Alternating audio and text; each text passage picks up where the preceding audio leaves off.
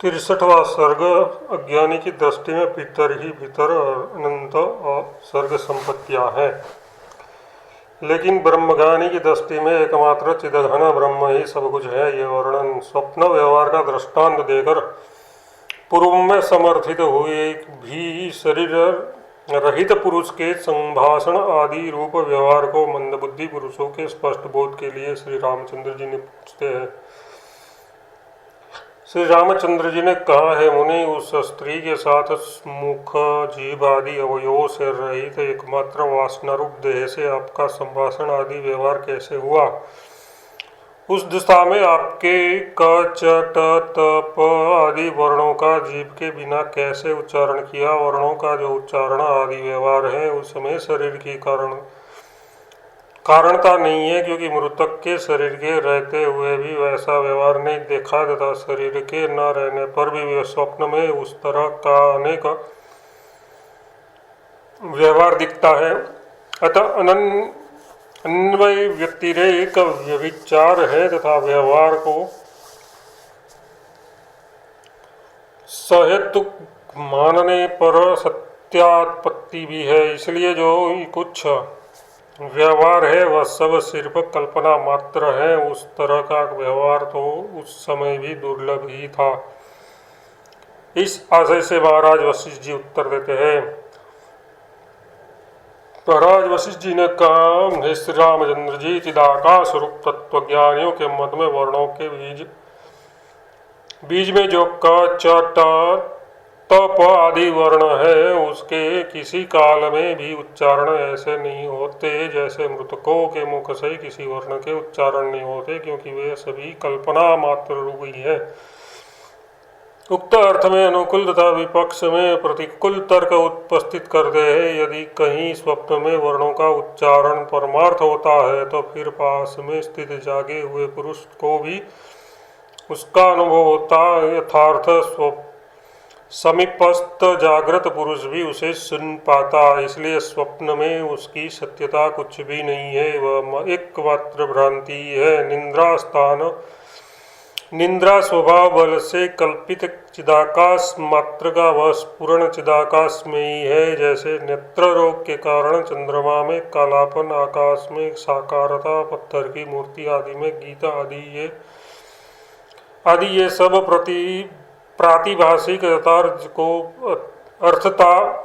अर्थता को प्राप्त चिदाकाश रूप ही है, वैसे ही स्वाप्निक देह तथा शब्द आदि भी तत्त ज्ञात वस्तु के संस्कारों से उपहित चिदाकाश रूप ही होकर अवभासते हैं। जैसे आकाश का मूर्त रूप से स्फुरण आकाश से भिन्न नहीं है, वैसे ही वह चिदाकाश का स्फुरण आदि भी जो स्वप्न ज्ञान में जगदाकार से प्रसिद्ध है उस चिदाकाश से भिन्न नहीं है। हे श्री राम जी, उसे आप चिदाकाश रूप ही समझिए।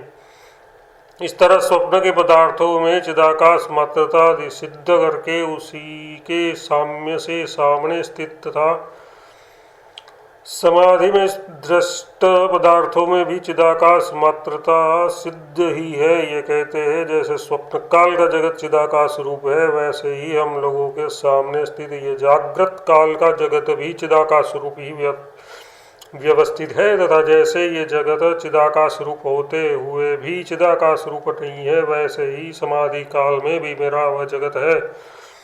इसलिए सिद्ध हुआ कि जो कुछ दिखता है वह सब चित्ती का ही स्फुरण रूप चमत्कार है। गुण अणुमात्र भी अचिद्र रूप कुछ नहीं है। ये कहते हैं, जिस रीति से ये सब जो सौंदर्यपूर्ण जगत स्फुरित हो रहा है उस रीति से तो वह चतुर ब्रह्म ही स्फुरण हो रहा है। जैसा ये जगत सत्य और स्थिर सा स्फुरण हो रहा है, वैसा तो वह चतुर ब्रह्म ही स्थित है। प्रमाणगम्य जगत प्रपंच की तुलना प्रमाणगम्य स्वप्न से करना युक्त है, ये श्री रामचंद्र जी आशंका करते हैं। श्री रामचंद्र जी ने कहा, ये भगवान, स्वप्न रूप ही ये जगत जागृत स्वरूप कैसे अवस्थित है तथा असत्य ही ये सत्य सा कैसे हो गया, ये कैसे संभव है? ठीक है,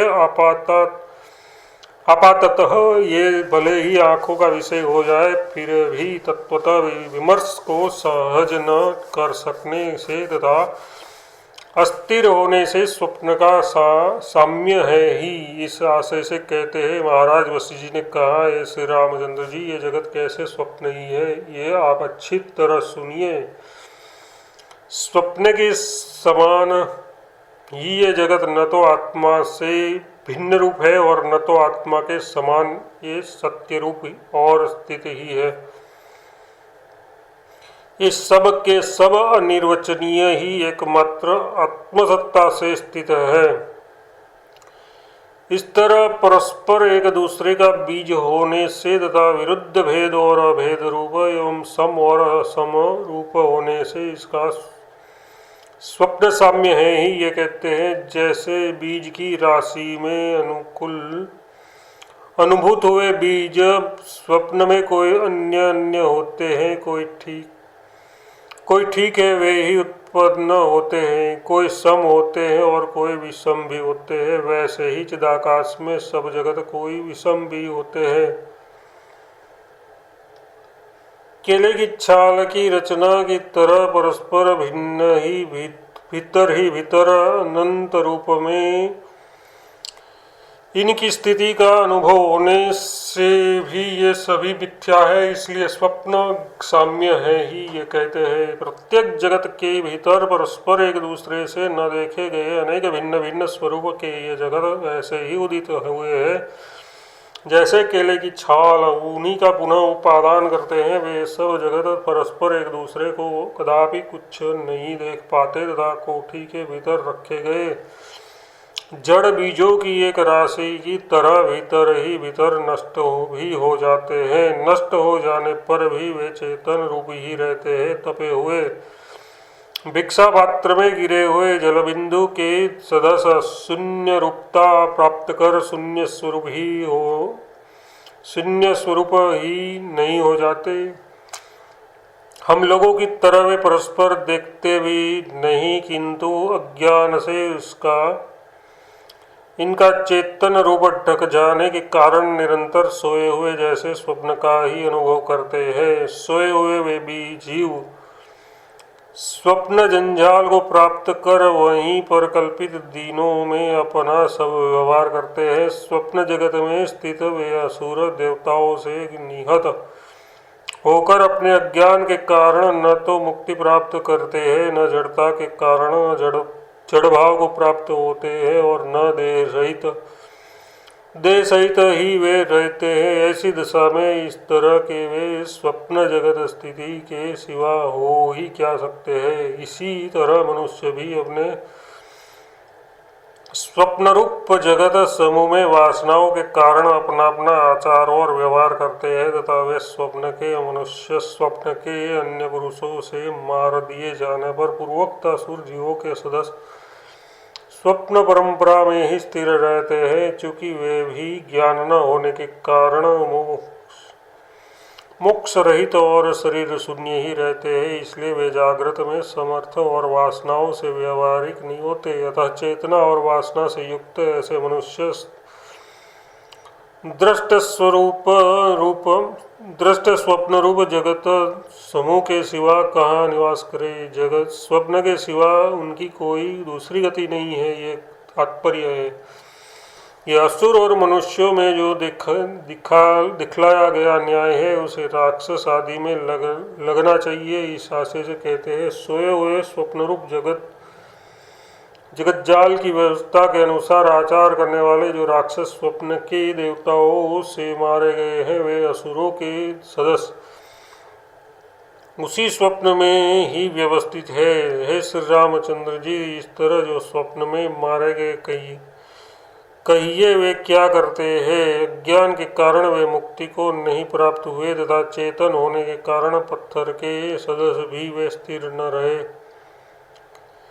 अज्ञान के कारण वे मुक्ति को नहीं प्राप्त हुए तथा चेतन होने के कारण पत्थर के सदस्य भी वे स्थिर न रहे। पर्वत सागर पृथ्वी तथा अनेक जनों से भरे यथास्थित इस संपूर्ण दस्य प्रपंच को वे लोग चिरकाल तक ऐसे अनुभव करते हैं जैसे ये सत्यत्वाभिमानी हम लोग अनुभव करते हैं। हे श्री रामचंद्र जी, उनका अपना अपना स्वप्न चिरकाल की अनुवृत्ति से हम लोगों के अनुभव की तरह जागृत अवस्था रूप ही हो जाता है। हे श्री रामचंद्र जी, अनेक उनके कल्प और जगत की स्थिति जैसे हम लोगों की है वैसे ही है, हम लोगों के जगत की स्थिति भी वैसी ही है जैसी उन लोगों की है। ऐसी स्थिति में हम लोगों से अनुभूत हो रहा ये जगत तथा इसके भीतर रहने वाले हम लोग यदि उनसे देख लिए जाते हैं, तब तो हे श्री राम जी, इनके स्वप्न के जो पुरुष हैं वे ही हम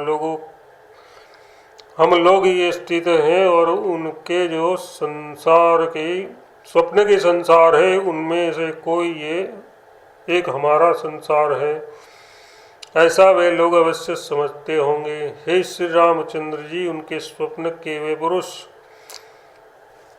अपने तथा अन्य पुरुषों के अनुभव से चूंकि तुल्य है, अतः वे सत्य ही है, क्योंकि उनकी सत्ता के निमित्त भूत अधिष्ठान चिदात्मा सर्वगामी होने से तुल्य है। जैसे आत्मा में वे स्वप्न के पुरुष सत्य है, वैसे ही दूसरे भी पुरुष जिनका प्रत्येक स्वप्न में मुझे अनुभव होता है वो सत्य ही है।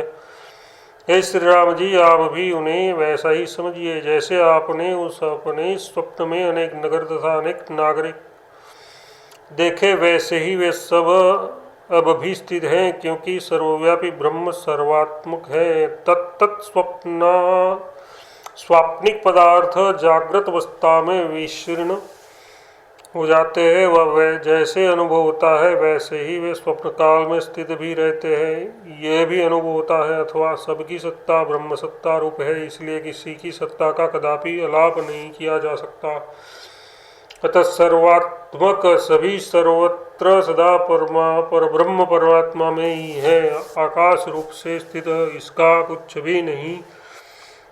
कुछ भी कहीं नाश नहीं होता। वैसे ही उत्पत्ति शून्य निरंतर और अनंत परमाकाश ब्रह्म में अनंत शून्य अनेक चित्त समूह है, उसमें अंत शून्य मतलब असीम अनेक जगत के कण हैं, उनमें भी प्रत्येक संसार के अनेक आकाश कला कोश हैं, उनमें भी प्रत्येक के अनेक संसार मंडल है, उनमें भी प्रत्येक संसार मंडल के पृथ्वी आदि भिन्न भिन्न आकार के अनेक लोक है, उन लोकों के अंदर अनेक द्वीप है, उनके भी प्रत्येक द्वीप के भीतर अनेक पर्वत हैं, उन पर्वतों के में भी